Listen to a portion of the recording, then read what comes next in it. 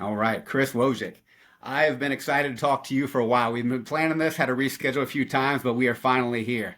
I've been following you not only as a writer on Substack, but in your professional jiu-jitsu career for some time now. And it's wild, at 28 years old, you've been competing at a high level for a long time. You're a professional athlete. You're an accomplished writer, a published author, and an incredibly interesting guy. It's very it's surreal in many ways when I think of like what I was doing at 28 years old. Don't get me wrong. I was in grad school, doing well, getting ready to go into the military, and kind of become an adult. But as accomplished as you are already in your short 28 years, props to you. I'm curious. Thank you. Thank you. You're very welcome. Like the introduction. That's one of the better introductions I've had on like a podcast or anything.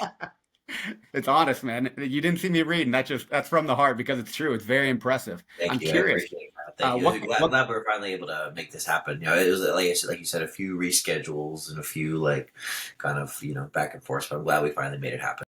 We're both busy men. It's worth the wait. We knew we were going to make it happen at some point, and now's the time. I'm excited. I'm curious. What came first? Were you writing or grappling? I mean, like I wrote in school, if that counts. But beside like personal, like real writing, like publishing things, it was grappling for sure. Like I started grappling when I was 12. I started because I got cut from my middle school basketball team. I'm like 5'9", 5'10". I'm not very tall, and so I didn't even make the first cut. Like I did a day of tryouts, and they were like, "You don't have to come back," And then my mom was like, "Oh, you should try wrestling," and I was like, "No, I don't want to do wrestling." Well, but it's like no cut, and also I played football at the time, so we were like, this could make you better at football. And then I did 1 year of wrestling, and I never played football again, and I just stuck with wrestling because wrestling was the first sport I did that was like, I'm going against someone my size. A lot of the people are like similar experience level, so like they suck too. And so it was like kind of just the first sport that I was like able to like apply and I was like, oh, I saw that like when I worked hard at wrestling, I got better and I won. So it was like kind of seeing the reward payoff. It was very addicting, and that was kind of what hooked me in grappling. And then writing came a decade later, like when I started writing. So I've kept a journal since 2015, but didn't start posting writing on the internet until 2020. It's interesting and funny you say that. So my dad was a collegiate wrestler, and props to him. He didn't force any sports on me. He let me do whatever I want to do. We're the same size, by the way. So I'm 5'9", 155, 160, and I loved basketball growing up. And I, fortunately or unfortunately, based on how you look at it, I was good enough to make the team and did pretty well in basketball for a size like ourselves. I wasn't going to be going to college or anything for it, but that's what I played throughout school. And then I didn't start falling into mixed martial arts and grappling until I turned 30 years old. And I joke that if I have any regrets in life, it wasn't that I did wrestling earlier, but everything happens for a reason. I loved my first professor and kind of when it happened in my life after I knew I was going to be a dad. But it's very funny that if I only had sucked a little bit more at basketball, maybe I could have found grappling I a was little bit real more. bad. And I remember when we were initially talking about a year ago that you had started a journal well before you thought about writing in public in any fashion. I know you did ghostwriting, you supported companies on different platforms, writing for them, um, journaling, and the benefit of that. I didn't start that until COVID, and it just everything was shut down. That was very therapeutic for me. Why did you start journaling in 2015? I remember my first journal entry. I was just like a young guy kind of going through, like, I just moved to Oregon to go to college. I didn't really know what I was doing with my life. And I just like, there was a football game, and I went to the University of Oregon for 1 year, 1 year and one quarter.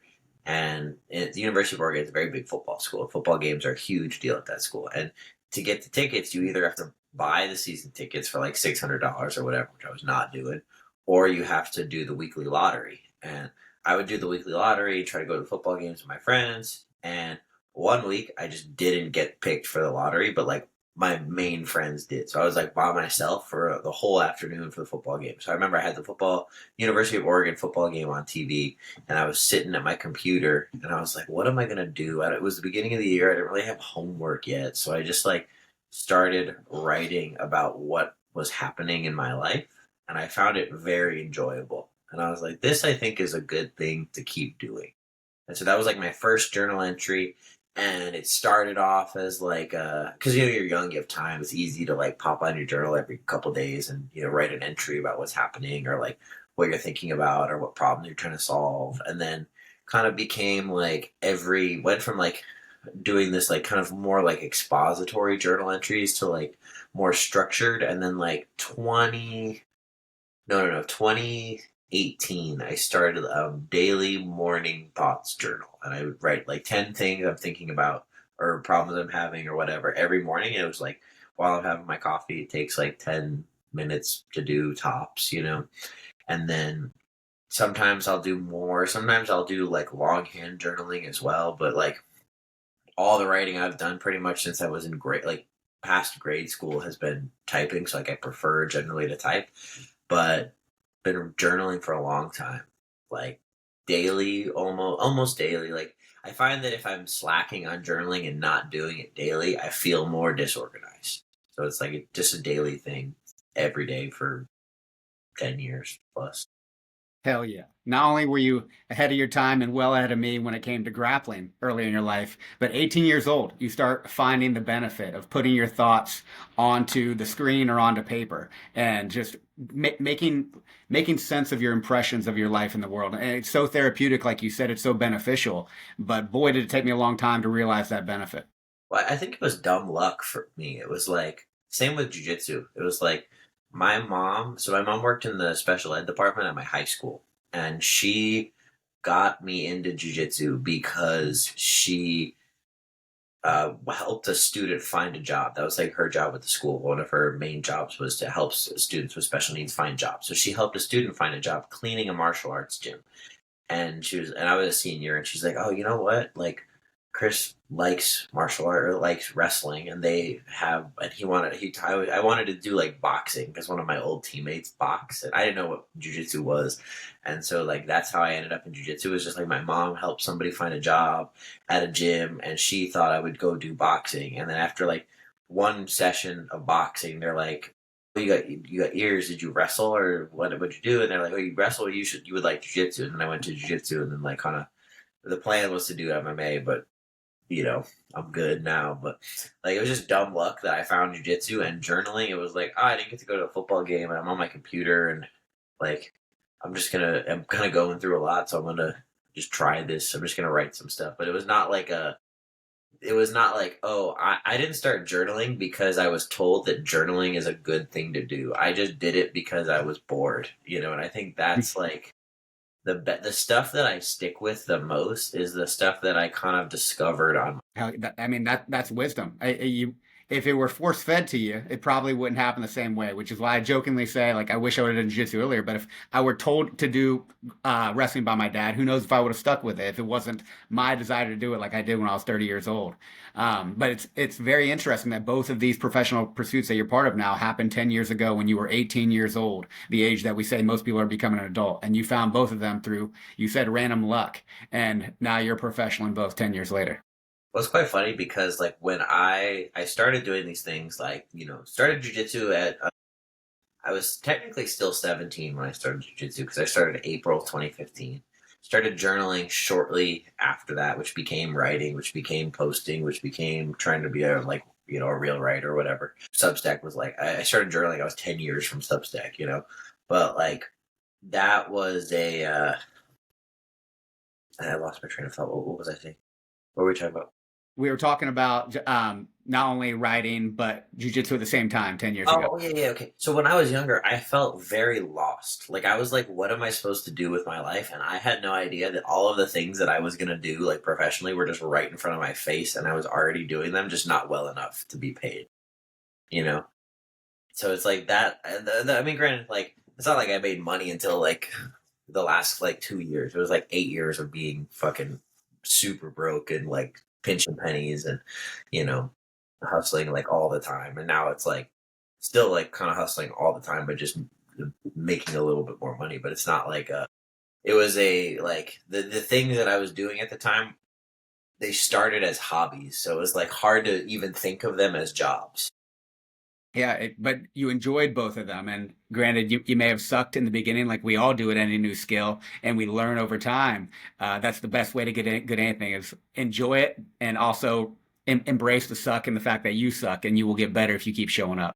Yeah, and I knew I wanted to be a jujitsu person and like I wanted to make a living in jujitsu, but I didn't think it was possible. Like besides owning an academy, which like I'd like to own an academy, like and one day soon we're gonna be working on that. But like that was not the. I was like when I'm 18 years old, I was like, oh my god, I'm a blue belt. How am I gonna open an academy and be like a respected instructor and like actually have like people learn from me and stuff.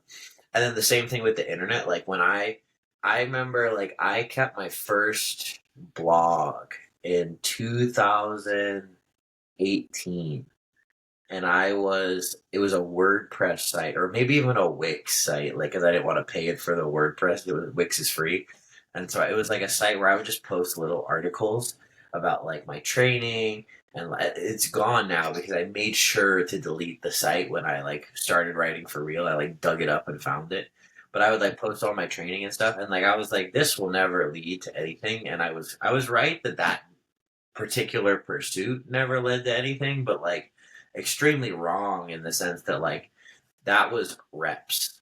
You don't see that as reps when you are in the like grand scheme of things. When you think about like, when I think about like why am I able to write something now that like doesn't suck? It's not because I am just like a super gifted writer. I was thinking about this the other day. Like, I don't think I'm super gifted in a lot of things, but I am stubborn and I'm consistent. And I think being consistent is like, that's a controllable that is super important for skill development in any, or like just like success in any area. I think it's like, if you're just there, if you're just always there, it's really hard to beat the guy who's always there. Wholeheartedly agree. I mean, we talk about quality of reps all the time, but you're not going to get to quality without quantity first, and that's including poor quality within the quantity. You got to get those reps, as you mentioned, but the more reps you get, the more you can be efficient in the quality because you are absolutely an outstanding writer. I love both of your Substack accounts, whether it's on writing or, of course, on grappling. But you have a high output, and we know, at least I know, how often you're training, preparing for competing, traveling. You have your personal life. You're engaged in preparing for a wedding, and yet your output. I mean, people tell me they think I'm busy, and I see writers like you, and I know what you're doing, but you also have so much time in the arena, both for grappling and coaching as well as writing. So that all the quantity you've had over these past years have allowed for efficient quality. Yeah, I think I've talked with a lot of guys in jujitsu about this, like the idea, like that you can't like. Yeah, I believe the quality over quantity for sure, but I don't know anybody who's putting out a lot of quality stuff that didn't start with a ridiculous quantity. Like training 3 times a day. Like I did that for a long time, like training, like just like a retard. Just training 3 times a day, freaking destroying my body. They probably shortened my career a little bit doing this, but like it also led to skill. It made up for skill gains. So like guys who were maybe more talented than me, it's like yeah, but they didn't show up 3 times a day and take the beatings and to learn the lessons and put in the time. And then same thing with writing. Like I remember when I started writing, I wrote on Quora for a while, and that was like the first site. So I started on Medium first, and Medium I grew very slowly, and like Medium was hard because Medium there was guys who were like kind of famous and like it's hard to make a name. It's not really like Substack is cool because you can kind of carve out your own little portion of the internet, which is sick. But Medium is hard. You grow very slowly.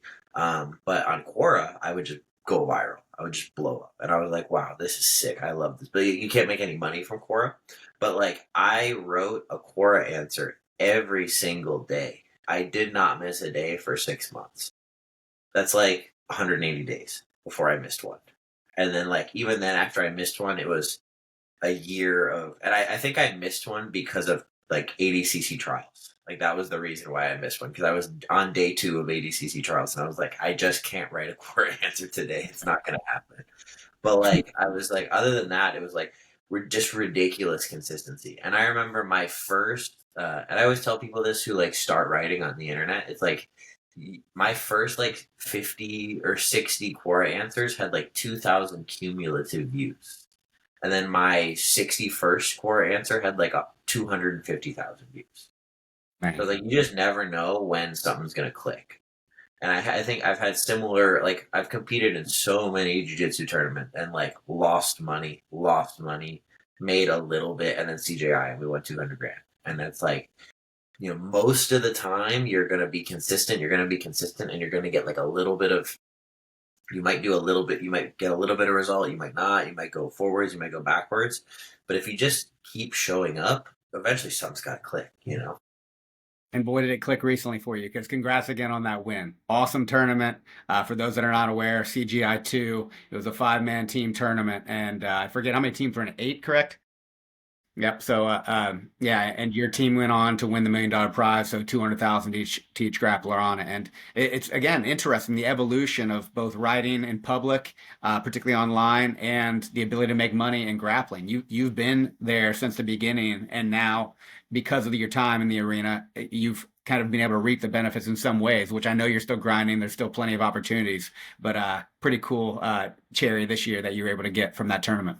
Yeah, yeah. I mean, there's a lot of like controversy and like haters and all that stuff, but it's like at the end of the day, like I've been working with a mindset coach since July, and I think just the like everything, all things considered, one thing that we've always talked about is like just like general gratitude for just the entire experience, win or lose. Like before I even stepped on the mat at CJI, all I cared about was like just going out and enjoying competing again because I think all the competitions that I did earlier this year, I don't think I really enjoyed them. Like I did them and sometimes I did well, sometimes I didn't, but I didn't really feel like I enjoyed it. Whereas like CJI, win or lose, I was like, this is sick. And that's kind of the feeling that I'm trying to chase more is like just the feeling of like enjoying the competition. This is the only reason to compete. There's like as someone who's like most of the besides CJI, like most of the money that I make is not from competing in jiu-jitsu.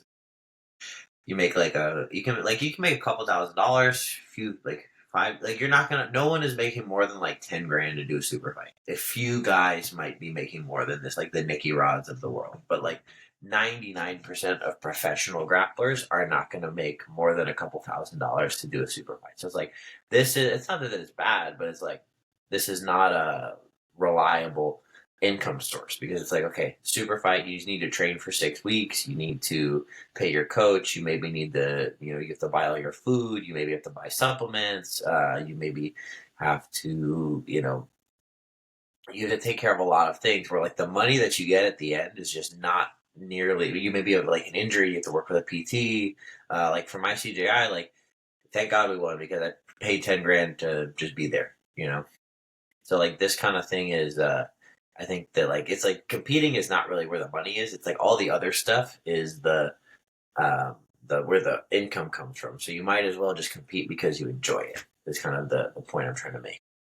Love it. You actually just mentioned several things I wanted to ask you about, and one of those was Mindset Mike. You mentioned that in a post recently, and the fact that you sought him out in preparation for CGI. Of course, you're not going to reveal all the things that you've talked about. You mentioned gratitude. Have you worked with anyone in the mindset realm before, Mike? I mean, I did like therapy when I was younger, but that was I did therapy till I was like 25, I think, and then I was like, then I got off my parents' insurance, and I was like, all right, that's no more of that. It was, like it was helpful for sure, and I dealt with like I used to deal with more anxiety, depression when I was younger, and then kind of just I think just like getting older and like kind of getting better, like feeling like I think it was more of a competence issue than an actual like real mental health issue. It was like I'm depressed because I'm not good at what I want to be good at. And then like I got better and I got better results and I'm able to provide for my family doing work that I love. It's like it's really hard to like if you're grateful, it's really hard to complain too much um about my situation at least. So like for me, like just focusing on but sometimes I will get in like the negative thoughts spiral, just like I feel like a lot of people do, but like for me, like just kind of remembering the the good stuff is really important. Just being focusing on like gratitude, focusing on the things that I do have, focusing on the like being able to zoom out a little bit and think about things that I like what I have now is what I like really wanted 10 years ago or 5 years ago, and like that kind of just puts things in perspective to where you're able to like it doesn't make it right now perfect if you're struggling with something, but it does give you the ability to kind of take a breath and navigate it and work through it. But yeah, What do Mike's you the man. I've learned a lot from him in the last like 3 months, and also too, just like the accountability is huge. Like having someone be like, "Why aren't you journaling?" Or like, I don't know. I just forgot. He's like, "Well, do not forget to journal." And you're like, "All right, I won't do it anymore. I promise." Because he's like a wrestler and he worked for the FBI and he's kind of a no nonsense guy, and you kind of need this um, like I like that structure. And I like when I was coming up, I've always been a very coachable athlete, and like when I was in Chicago, I had a really good jiu-jitsu coach who's like kind of a mentor to me. But like at B team, I don't really have a coach per se. So like having that accountability off the mat is really really big. What you focus on, you get more of. And one of my favorite things about your accounts is what you just did in your answer, your vulnerability. So someone at your level, most professional athletes, maybe they'll share some struggles here and there, but they won't go deep into their mindset, the self-doubt, the anxiety, the past depression, or even current, the injuries that they've battled through, and how they've managed. And you never use anything as an excuse in any way. You just write live and where you are authentically. And I am quite confident that you are actually just speaking a truth that most people are not willing to admit, and because they'd rather project confidence or kind of speak something into reality, and then not acknowledge what it is to be human, which is to have all of these thoughts, work through them, learn how to manage them, and then seek support where you can. And your account, you see your evolution in some of these arenas, and how it relates to your life professionally and personally. And it's so interesting because that kind of vulnerability is uncommon. Have you always been that way, or was that therapy? Was that writing? Where did that come from? First of all, thank you. That's a very nice compliment. I don't know. I think I do a good job of like separating the art from the artist a little bit to like I'm like I can be like vulnerable in a piece of writing, and then like that's not like my whole like I don't like see my newsletter as like my whole extension of myself. It's like this is like I'm telling a story about something that I did go through and like these things that I struggled with. And I mean, I guess part of it is like I just feel like there's so much bullshit out there, especially in combat sports where everyone's just trying to be tough. Where I'm like in my head, I'm like, what if I can be vulnerable and then beat the guy who thinks he's tough? I'm like, that would be sick. Like just like be honest and then like still be like match honesty with competence is kind of the objective.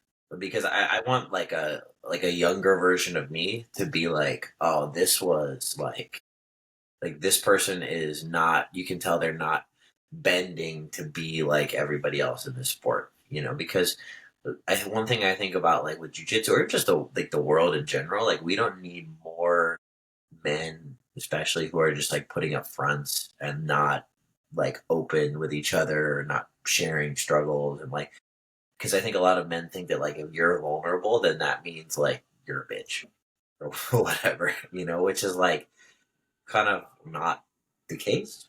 I think like there's a like yes, if you are like wallowing all the time and I'm like I'll definitely say like I'm being a bitch if I'm being a bitch, because I have those days. But like for the most part, like you can have human emotions and overcome them and transcend them. It's like it's not so much about never having a bad day. It's more about like can you keep moving forward. I couldn't agree more. And just coincidentally, not even thinking we would talk about this in particular, I posted a note to say today saying, "Be a hard man with soft skills."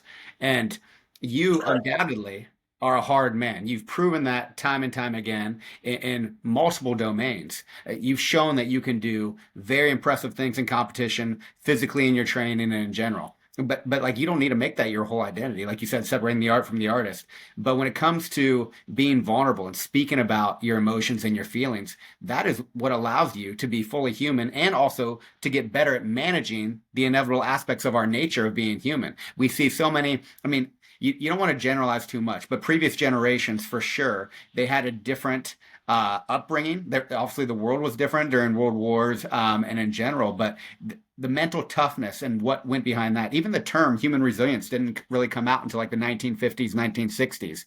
And our understanding of how you can be resilient and how you can effectively manage and eventually overcome stress, that these are relatively new domains, but it comes with understanding and what's happening inside of you so you can regulate and manage it, or eventually you'll combust, you'll do things emotionally that you're not proud of, and that is not toughness. What you just explained is actually strength.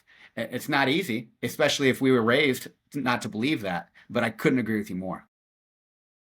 Yeah, I think a couple things that came to mind when you said that was like the first is I think that like for me, if I'm honest, because I think writing is an outlet in addition to being like a business for me. Like, yes, it's like I try to get people to buy my book and like please, if you want to be a paid subscriber, please, I would like that. But like also it's like this is just kind of an outlet for me where it's like I'm just trying like if I put my bad feelings into a piece of writing and like, share a story where I like felt really bad and overcame it or whatever, then I feel like it's kind of I'm over it a little bit. Like I don't carry it with me when I go like I'm not like a person who gets mad at if I like get tapped out or like I don't like I'm not like a great loser all the time, but like I'm not like I don't get mad, I don't like throw a fit, I don't take it out on people. If I get beat up in training, it's you I leave it in the gym. Like I'm not and I think part of it is like anytime things are going bad, I can just write about it and then like I can even just write a note in my phone about everything that sucks and then just delete the note and then I'm good. One thing that we did before CJI with Mike was, and this is the coolest thing I've done. And this is like maybe a nerd thing, but like he had me write down all my fears for the tournament, and then I had to burn the paper. And I was like, "This is sick." I like that. I like that a lot. So It, like he called it burning the boats, like just burn your fears. Like write out your fears and then burn them. And it was like I was in Vegas in the desert too, so like this might be a fire hazard, but it's cool. again, the benefit of writing and what you do with that writing after, that's up to you. But just having to slow down and put your thoughts out there and assess your impressions and look at it from a different perspective. There's so many benefits behind that. And same thing when I'm writing. I love when other people enjoy it. Of course, paid subscriptions, whatever comes with that. That's icing on the cake. But beneficially, it is for me. I'm writing to myself. I'm trying to tell myself what I wish I would have. I probably did hear it, maybe wasn't ready to hear it, but I'm trying to like be the role model I either did have or wish I had growing up. So like, what am I trying to genuinely tell myself? And if it resonates with anyone else, hell yeah. But it's truly beneficial for me. And then selflessly, it helps other people. That's a byproduct that I'm thankful for. Yeah, I think that that is the right way to kind of go about this sort of digital writing kind of thing, because I feel like a lot of like everything has kind of been said.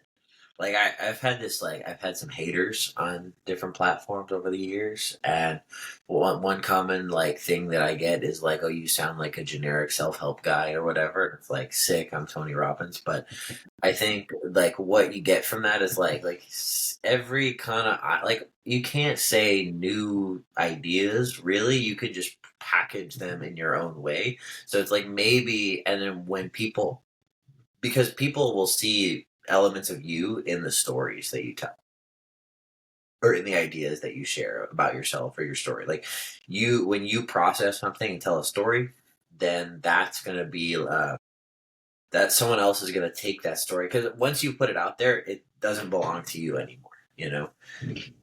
The only So I think no, I that's something that I think about a lot. It's like what is happening. Like when the story leaves me, I don't really like. I don't have any. You can take it and do whatever you want with it. You can hate it. You can love it. You can. It can change your life. You can say you want to. Like sometimes I get these things that are like you suck. You're a generic guy, and then sometimes I get like this is amazing. I'm gonna read this. I'm gonna print this out and read it every day. And I'm like, wow, there's just like the two extremes. same post. Two Same, very, yeah, same pose. I'm like, wow. and I couldn't agree more. Once again, writing in public and what comes with that. The only unique thing I ever say is my story. But like the wisdom I derive from it, it's always cliche. It's been said multiple times before, but all of that knowledge that's accessible out there, that's not wisdom. Wisdom is knowledge applied to yourself to where you truly embody it and you learn it and make it maybe slightly different your own, like you said, repackage your own way that makes sense to you so it is authentic to yourself. So yeah, it's going to be cliche. It's been said before, which is why it's universal wisdom or universal knowledge. But you got to make it your own wisdom over time, and then sharing that. If it helps one person, which by the way, as we both mentioned, it helps ourselves. So there you go. We're already doing okay. And if it helps others, great. Now you mentioned again something I want to talk to you about: haters. So you've mentioned that in posts several times. And when you perform in public, whether it's writing, whether it's competing in jujitsu at a high level, you're gonna have haters for sure. How has your relationship with haters changed over time? Can I tell the story of the first time I ever got haters? Because it's kind of funny. Hell yeah. I was 23 and I wrote an article about Buddhism. And I thought I was dating a girl who was a Buddhist, but she was like a fake kind of Buddhist, and it just pissed me off. So I wrote an article about how Buddhism was stupid, and I like just ripped the entire philosophy apart, and it blew up. I was not expecting anybody to read it, and it like 10,000 likes on Medium, hundreds of comments telling me I'm like an asshole, doesn't know anything about spirituality. And like, they were probably right, but I was like, I didn't know. I was just pissed off, probably with the girl I was dating at the time, like just being dumb. It like I started fighting with people in the comments and being like, it's not very Buddhist to write this comment, just like being a like just smart ass. It was super funny. But what I learned from that was like, one, it was like I just got so much hate that I didn't care anymore. At first, like when like one person hates you, you're like, God, that bothers me. I don't know what it is about like that one. Like you can be like 10 nice comments, and then one person's like, you suck, and you're like, why? I thought everyone else said I was great. Why do you think I suck? But when you get that much hate, you're just like, maybe I was a little bit like, I'm sorry, but like also, I'm getting paid couple $100 a month from this article, so I'm gonna keep it up.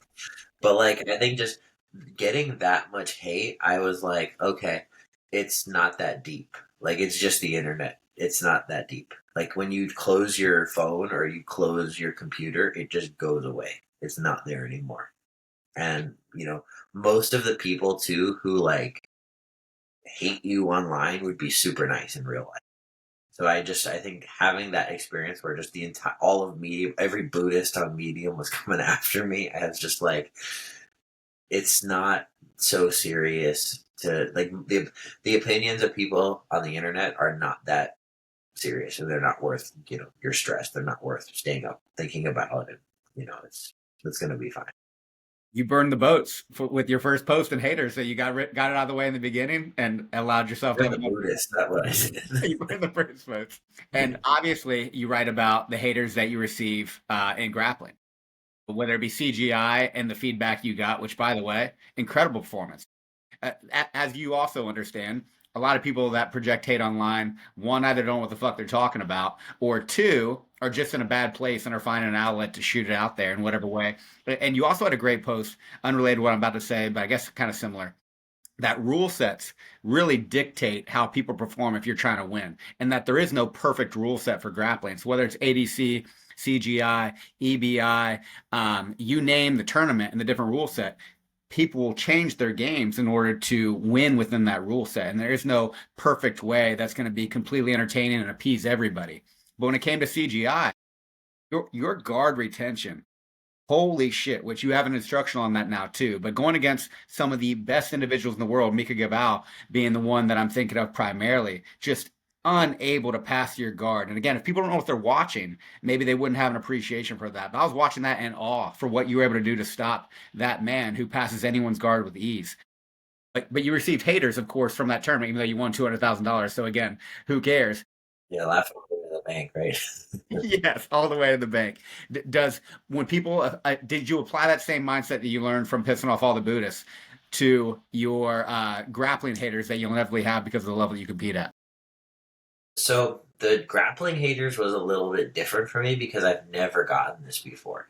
It was a new experience. It was a little bit harder because like I've learned to. It's just like I think I learned with writing. Like writing, you start writing, and I feel like everything that I read as a new writer, everyone says you got to have chops. You know, you got to have like you got to have thick skin as a writer. 'Cause no matter what you write, people are gonna someone's gonna think you suck. And that was kind of like my Ethan, and then like kind of my experience early on. That Buddhism article was like 4 months into writing on Medium, 3 months or something like that, like brand new. You know, in hindsight, I was like, wow, it took me 4 months to go viral. That's so long. And then like in hindsight, I'm like, wow, that was really fast. Like, nice job, young me. You know, cool that you figured that out. But like in writing, I kind of learned early on, like, okay, you are gonna get hated on. It's just part of what happens in jujitsu. I didn't really get that much hate. Everyone was always really supportive. And then in with CJI, there was the like it was a little bit more difficult to separate. Like, okay, this person doesn't know like what's happened. Like, it's hard to be like, oh, they don't know what's happening because I'm so obsessed with what's happening. Like, I was there. I know what Mika felt like. You know, I know what his passing felt like. I also know like what my coach told me is the strategy to help our team win. So it's like against Mika specifically, he's known for. I mean, I don't know how much your listeners listen or watch jujitsu, but like he's known for jumping on arm bars. So my game had to involve keeping my arms tight so he can't grab my arm. And unfortunately, a lot of good attacks come from extending your arms. And so I had to remove that attack from my game on the fly. And this is something that happens a lot in competition. But because it was a team competition and I didn't need to be the one who won, I just needed to be the one who took Mika out via double draw. Like, my goal was one, guard retention. If I can get on his leg and break his leg, sick, but it's going to be easier said than done. And then also do not overextend. That was like the only thing Nikki and Damien said to me before the match. Like, do not overextend. So I didn't overextend, you know? And I think that's like kind of something that people maybe don't think about as fans. They just think about, why is this match boring? I want an exciting match. Bring me a different fighter. This guy sucks, you know? But it's like they don't think about like the nuance, because in jiu-jitsu, the problem with jiu-jitsu, this is why you don't see jiu-jitsu on ESPN, you see it on, you know, YouTube for free, is like it's not inherently exciting. It's interesting if you understand the sport. It's interesting if you appreciate combat sports, but it's not like inherently exciting. And there's so much complexity within the rule set that makes it very difficult as an athlete. Like, the way that I would compete, if Mika and I were doing an individual match where if I lost, I just lost and that's it, then I'm going to extend my arm and try to take him down and try to do whatever I can to make the match not exciting. Like, I don't give a fuck about being exciting, but more just like trying to win the match, because I'm an athlete. I want to win. I'm not a fucking performer. You know, I'm an athlete. Yeah, entertaining versus trying to win are two different things, particularly to the common fan. And jujitsu, like you said, is incredibly complex, especially when it comes to leg locks. It's just not something. I mean, even in jujitsu, it wasn't a thing for a long time where people. I mean, there were basic Achilles locks here and there, but I mean, the intricacy and the innovation, which you have a move named after you, the Wojcik, and that is relatively. I mean, so it is still being innovated. All the different configurations and entanglements that you can have.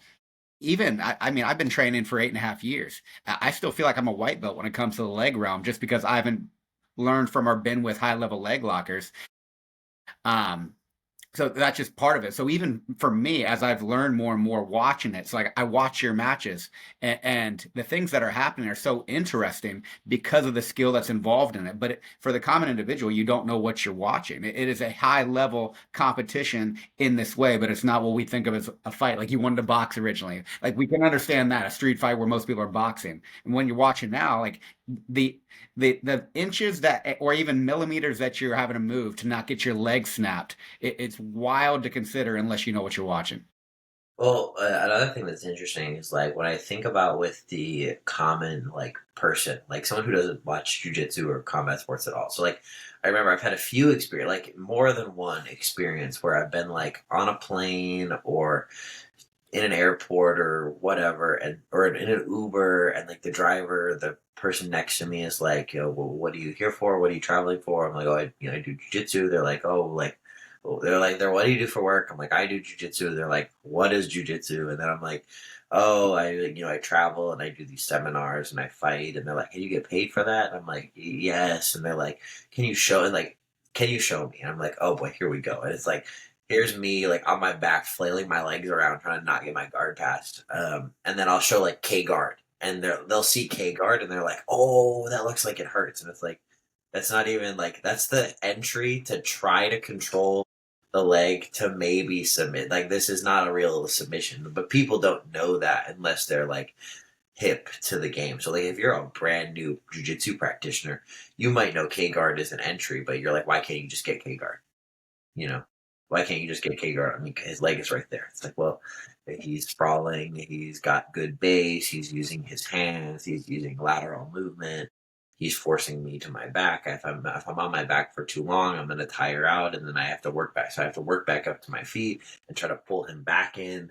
And it's like this is why it looks a little silly, but this is what the sport is. And it's like this is just one avenue that we can use in the sport of jiu-jitsu, but that for that rule set again, because we talked about rule sets briefly, for that rule set, that is the best tactic for me, and the best tactic against Mika for me is not to go try to fucking blast double him, because that's how I'm going to get submitted, and then my team is going to be like, Chris, why the fuck did you do that? And I would rather disappoint the fans than disappoint the four guys who I'm trying to win that tournament with, you know.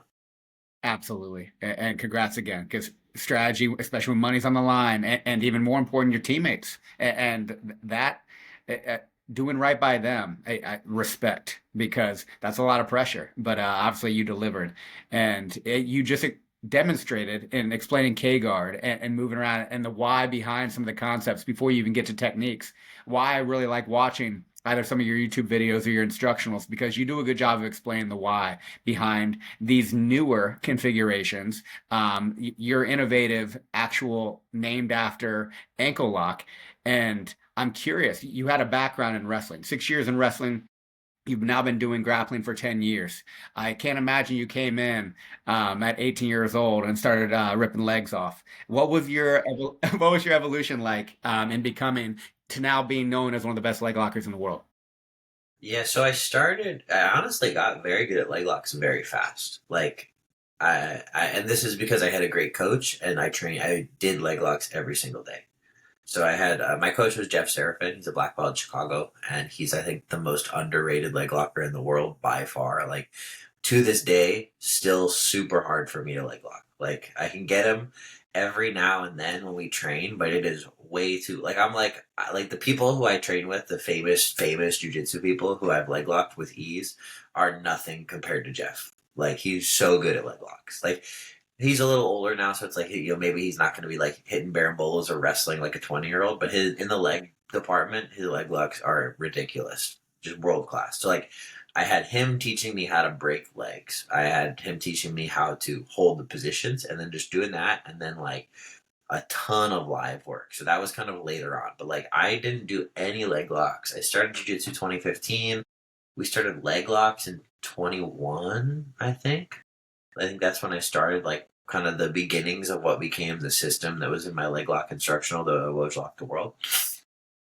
But it kind of became it was like just a lot of live training, a lot of just like experimenting on the system with different guys, testing it a ton in competition. It's cool because like I know all that stuff works. Like I don't put anything in there that I haven't tapped black belts with or hit in competition. Everything in there is like battle tested. So this is I think like what I think is just makes it work. Kind of in jiu-jitsu now we're seeing this kind of trend towards more like kind of live training as kind of the basis for learning. And like for me, that was what I did to improve my leg locks. I just didn't really know it at the time, but we would do like multiple days a week that were just leg lock rounds. Like we would come in and train and it's like, oh, like if you want to do a lighter day, like okay, I'm a little banged up today. You're a little banged up. We're not going to wrestle. We're going to just sit and do leg locks. And so you get really good at leg locks, and you can do a lot of volume of leg locks without getting super tired. So you can put like 3 hours into leg locks and be as tired as you would be in like 45 minutes of wrestling. Maybe mentally a little fatigued, but I think it's fun. It's very cerebral. It's kind of like a chess a little bit. So that's kind of the like just like a lot of live training and kind of strategizing. Like I never have watched a John Danaher instructional. I've never I watched Gordon Ryan instructionals, but not for leg locks. I watched Lachlan's 50-50. I watched Ryan Hall's 50-50, and then I trained with Jeff, and that was all I've done. Wow. Well, as you're proving this conversation and do all the time in your posts, you're an extremely introspective and curious guy, and that's I would imagine is how not only through your stubbornness when it comes to showing up and training, but that curiosity that you have when it comes to learning new skills and innovating has led to the level that you operate at now. In creating the Wojlock, when did that come about? Anything behind just, I guess maybe some of this training where you just started playing with new things? How did that come to be? It started because in the gi you couldn't do heel hooks. So it was a gi move at first. And in the gi you couldn't do heel hooks. I would get put in 50-50 and I'd be like, this fucking sucks. I'm stuck here. And people would wrap my lapel up too. And we just spent, I would do matches at brown belt and I would lose to these guys who are not very good. Like guys who are still in the same tier competitively that they were in when they beat me, but they would know the lapel 50-50 trick and they would just stall. And I was like, I need a way to blast these guys to get out of here.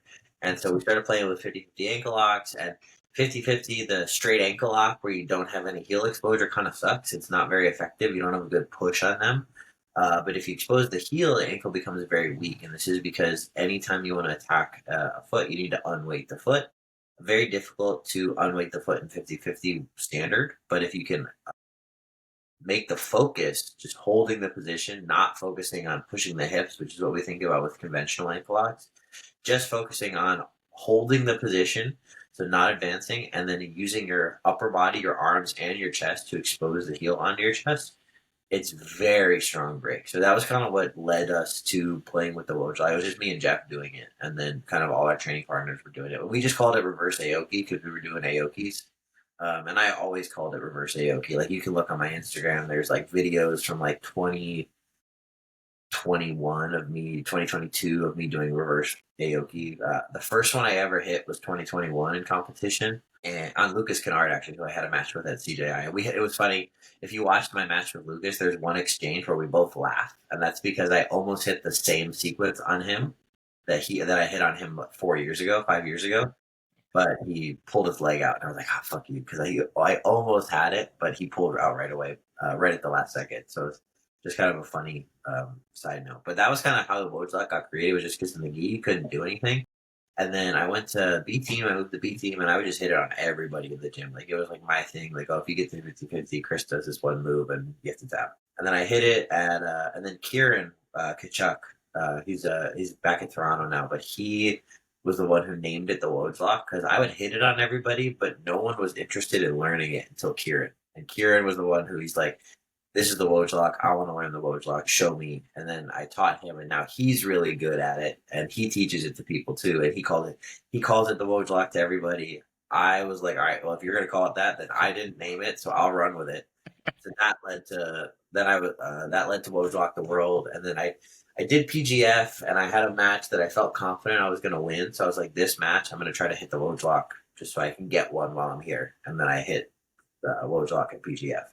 And then the instructional dropped, and then that's been the rest is history.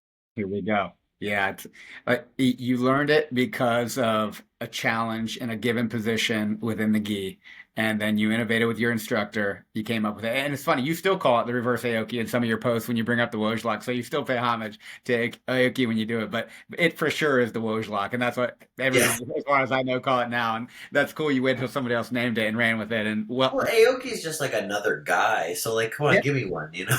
Yeah, and it is different. Like you said, all we do is repackage old things in different ways, and that's exactly what we do with the Aoki. It is not the Aoki; it is the reverse of Aoki. So there we go. We got to have a better name for it. I'm glad it's called the Wojlock.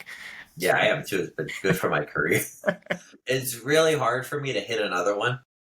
like it's really hard to compete against someone. Everybody knows that I'm gonna try to go for that. So like I don't even try anymore. Like if I'm ever gonna get another one, it's gonna have to be against someone who's been like living under a rock for the last 30 years, doesn't have social media, you know. But other than that, like just a cool experience to have something like because I was like I said offline, Keenan was my favorite grappler coming up, and like he had innovated the lapel guard, and so then like having the ability one like I got to teach Keenan the Wojcik, but also just like having a thing named after me, like Keenan had things that he created.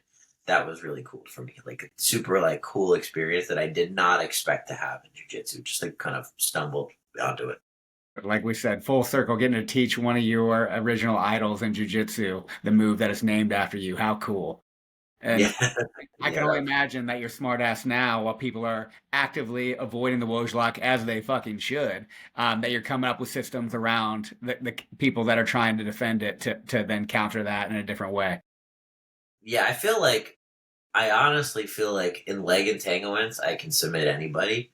My problem is getting to leg entanglement. So I've been working on like since CJI, just like completely reinventing my style. Like a lot of wrestling, a lot of different guard play that I wouldn't do.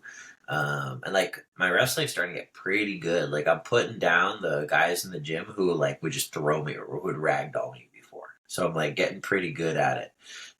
Not like because the thing is I did wrestle, you know, so it's not like I didn't ever wrestle and I'm like relearning now. It's like kind of just more like riding a bike. Like I took a few years off and kind of relearning how to do it well. So like trying when I come back to competition, I want it to be like I want to show like I want people to watch me compete and be like, that doesn't look like the guy we saw at CJI. And not because I thought my CJI performance was bad, but just because in order to get like a better results, an even better performance, it's going to require an evolution instead of just a like a incremental improvement. And another one of my favorite parts of your account is how you make jujitsu continue to be interesting and exciting. I've gone through lulls where I feel stagnant. I'm kind of just showing up and training and or coaching. And that's due to phases of life, usually outside of the gym, because then every time I go, the delayed gratification, I thank God I did that. That was the release that I needed. But the mindset that I have, the intentions that I set to training going in, could be sharpened when I go through those lulls to make it more beneficial. And you make the continuous evolution, the relearning of jujitsu very appeasing.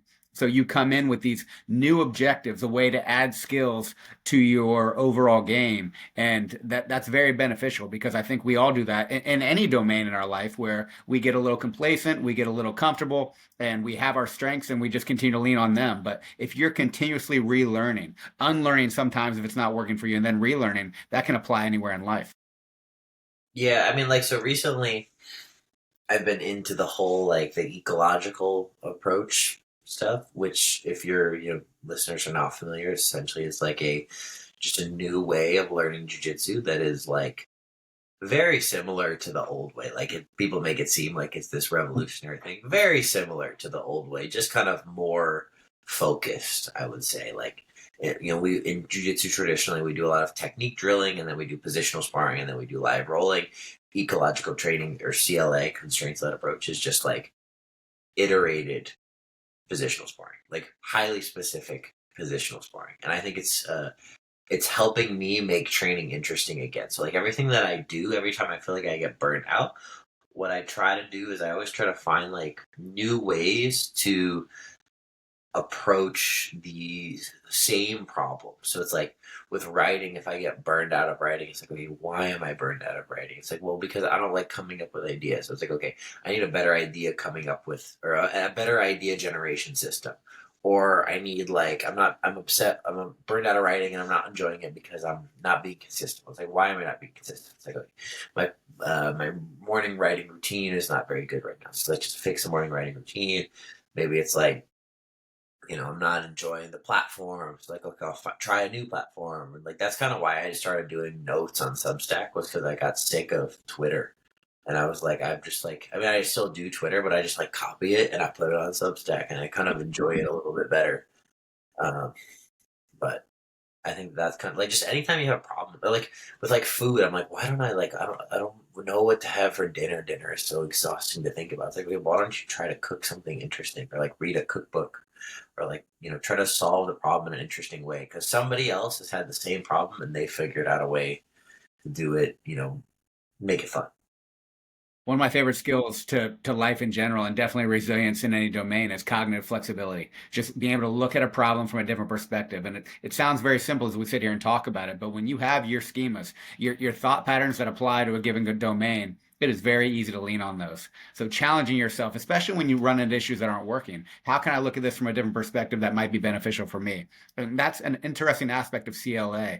Applying constraints so you can't lean on your strengths. When you know, and of course the rest of your gym knows what your strengths are, why not play some games selfishly if you're coaching, but also for everybody? You can do this as a coach when you know your teammates. Apply some constraints that limit people's ability to lean on their A game so they can now evolve their B game to apply to their A game. And I love that idea. Like you said, it might not be this revolutionary system because it's been used before in just slightly different way. But applying constraints to your life can absolutely open up opportunities to see problems from a different angle. I also feel like in terms of jujitsu, doing CLA has made me more unafraid to try new things. So like I'm like, I'm not afraid to wrestle because it's not like my whole jujitsu sucks if I lose the wrestling game. It's more like I suck at this wrestling game. I don't even suck at wrestling. I just suck at this game. So it makes it like a little bit easier on the ego. So you're able to take like more, like your ego can take a bunch of little punches, but like giant blows are tough. So it's like I can handle losing a little bit every day. Like that's not so bad. So like that I think helps. Like it's just making it makes you fail more and succeed more. So you get more feedback because your brain learns from like like corrective, like error correction. Like if you do something wrong and you're like, okay, that was wrong, I'm gonna fix it.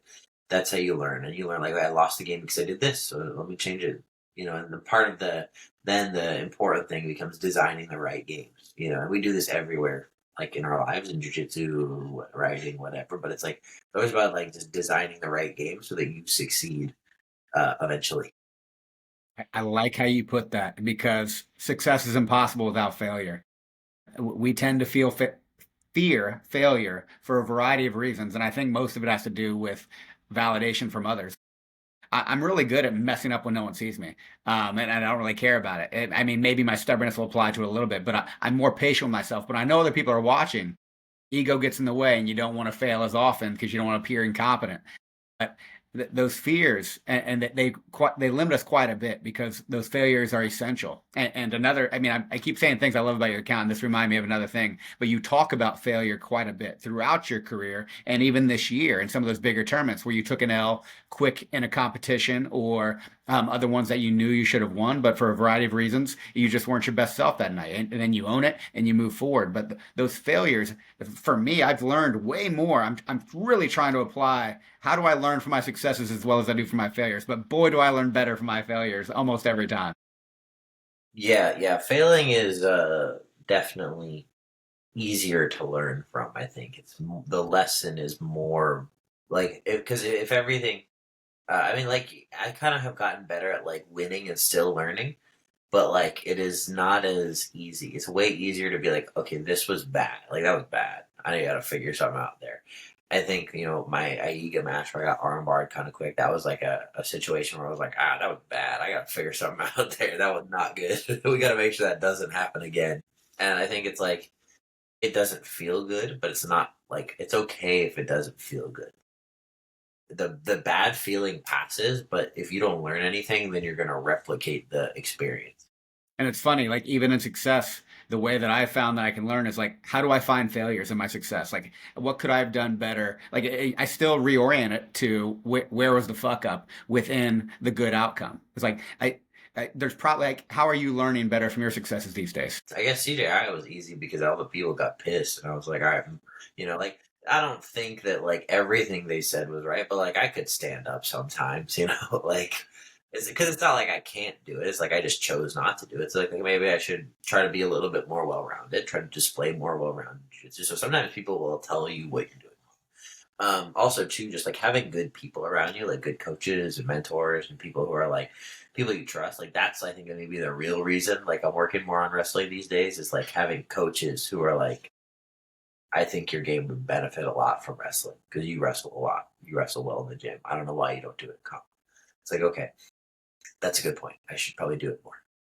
Funny you say that. I'm writing a piece right now that I'm probably going to finish up tonight, called "Seek External Validation," and I talk about like ancestrally how, I mean, you had to have external validation for the tribe that you were part of. You had to do your part, or you could be cast out, or of course you could get everybody killed if you weren't supplying and providing for the tribe in that unique way. And so we're biologically wired to want to belong and to seek validation. But we know in today's day and age, most people shit on external validation for good reason, because if you're worried about those metrics all the time or the haters, you're going to get lost in some loops. But as you mentioned, coaches, mentors, your fiance, the people that matter to you that are credible and trustworthy and that you have respect for, man, seek that external validation. Look for those opportunities for improvement, because we can't see all those angles. There's benefit in that, but knowing where to go and how, we got to really contemplate that in order to get the benefits that you can get out of it. I think that just like the big thing is like, and that's something I didn't really get when I was younger, but like the big thing is like having just quality people around, like screening the people that you're like whose opinions you actually care about. You know, like if I write something and my fiance thinks it's bad, I'm like, okay, I gotta think about this because she likes most of the stuff that I write because it comes from me. So like if she thinks it's bad, this is probably bad. If my coach Jeff thinks my jujitsu looks bad, like he pretty much will always find the good in what I do. So it's like taking the criticism from people who you trust with a grain or with a um like I mean not personally, not taking it personally, but still being able to apply those lessons. Yes, completely agree. You mentioned fears earlier. I'm not curious about what you wrote on that paper and burned up in Vegas, but what do you think? I had mentioned fear of failure, fear of external invalidation, as being a lot of reasons people might avoid opportunities in life. What other fears do you think limit people's capacity for success? I think most of it is fear of failure just repackaged and with different words. Everything kind of comes down to the fear of failure. That's like the main one. And then there's also like, you know, I mean, there is fear of success, I guess. There's fear of judgment, but like all of that really, like, fear of being alone, but that's just social failure. It's like everything just I think fear of failure is like kind of the big one that everything kind of comes back to, which is just kind of part of what we do, but like this is going to always happen. But fear of failure is kind of the base, I think. I like that. Just different ways of saying failure in different domains. Last question I have for you. We mentioned a few already. Um, One of my favorite reasons for jujitsu is the lessons I can derive on the mats to life. You write about this several times. What are some of the main lessons that you've had over the past 10 years becoming the professional athlete that you are, that you apply to your life now? Consistency is the biggest lesson. Everything that I have in my life that I cherish is because I was ridiculously consistent for a long time. Like, I always I tell like my fiance, where I'm like, oh, we're gonna be, like I ask her, I'm like, when we die, how do you want us to be buried, or like, well, how do you want our life? Do you want to be cremated? What do you want to do? Because we're gonna be like 100 years old. What are we gonna do? And we like joke about being like 95 years old. I was like, this is like being young and stuff, but like also too, it's like the way that you have a relationship is like you are extremely consistent in your relationship, in the way that you treat somebody, in the person that you are for a really long period of time. In jiu-jitsu, the way that you build the skills is by being extremely consistent and disciplined with your training for a very long period of time. In your writing, the way that you get really good, or the way that you build an audience, or that's what matters to you, or the way that you write a book, is you're very consistent for a very long period of time. All like the work that you have, everything is like anybody can do work for a week, anybody can do work for a month. It's like, can you show up 6 years in on a Thursday when it's raining and you don't want to, like your back hurts? That's like the mark of consistency. It's like anyone can, anyone can get a blue belt. I mean, not anyone, but like many people would get blue belts. But like the reason there's less people at every belt, or the reason there's fewer people competing at the highest level. I mean, part of it is like talent, genetics, location, all this stuff. But like getting to the peak of your own abilities is about consistency. Everything that I have in my life that I cherish is from consistency. I love it. You could be the most well-intended, knowledgeable individual in the world, but if you're not showing up consistently, nothing, it won't matter. You got to get the reps, and you've shown the benefit of that over the past 10 years. I have behind me your most recent book, Grappler's Diary. I fucking loved it, man. It reads kind of like the Daily Stoic, or just like a daily tidbit of wisdom when it comes to your evolution as a writer on the mats and different perspectives that you have. That's why I call our podcast A Grappler's Perspective, because I was not only interested in, of course, how you apply your perspectives to grappling, but writing and life. And you synergize those ideas so well. And you bring up different ideas in this book too, not just from the mats, but to life. But well done on that. I'm excited to see all the things that you keep doing, both on and off the mats and life in general. And brother, thank you very much for tonight. This was awesome. This was really, I really enjoyed it. Thank you for having me. It's good. It was good. We've been talking a lot over the last, 10 months online. So it was really nice that we're finally able to talk face to face. Yeah, I could do this for another few hours, but it's evening time for both of us. We'll get back to our families and we'll talk again sometime soon, brother. You have a great one. Thank you. You too. All right, man. So I got